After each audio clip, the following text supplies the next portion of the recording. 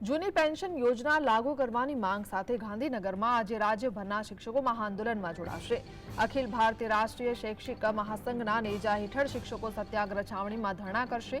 તેમની માંગ છે કે જૂની પેન્શન યોજના લાગુ કરવામાં આવે। શૈક્ષિક મહાસંઘ અનુસાર અગાઉ મંત્રીઓ સાથે થયેલ સમાધાન મુજબનો ઠરાવ બહાર પાડવા વિનંતી કરાઈ હતી।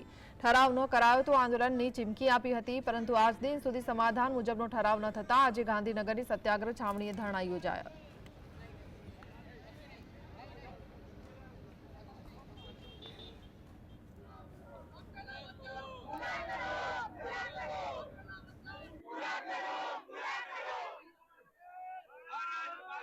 कोईपण भोगे 2005 नो ठराव अखिल भारतीय राष्ट्रीय शैक्षिक महासंघ करावशे।